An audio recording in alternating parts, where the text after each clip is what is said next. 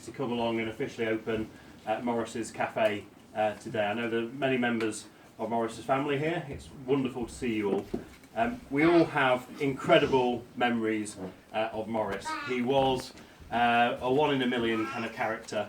I had the privilege of knowing Morris for about 15 years.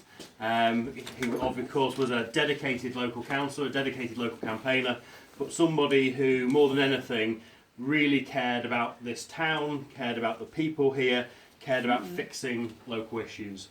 And he always had a cheeky side to him, where he actually enjoyed nothing more than kind of getting one over sometimes the Environment Agency or other kind of government bureaucracies.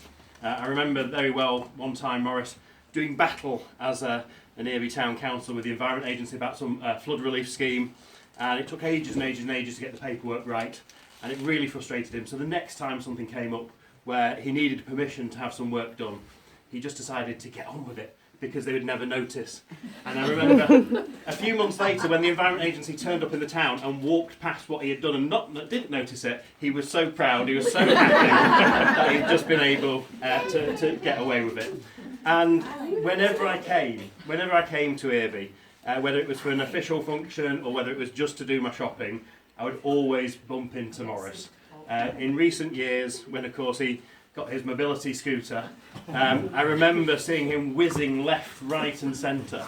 And again, he told me with some pride that when it broke down once and he had someone come out to fix it and they looked at the mileage he'd run up, I think he had done enough mileage to basically go around the world. He was not using it like any normal person. He was, as ever, Morris. He was a superhuman. He was dashing here, there and everywhere. So I can think of no greater fitting tribute to Morris than this cafe. An organisation, a building that he loved, and over the years worked with this building in different guises, obviously most recently working with the trustees to see it become what it has become today.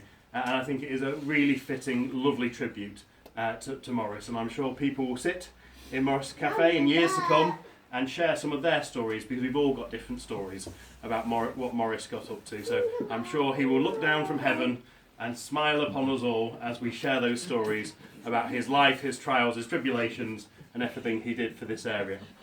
Finally, before cutting the ribbon, I'd just like to say a big thank you to Rachel, Lydia and Stella for all the work they've done. This is incredible, an incredible spread, an incredible event. I'm sure this venture will continue to go from strength to strength, and this charity will continue to support all the worthy causes that it does. So with no further ado, can I declare Morris's Café officially open?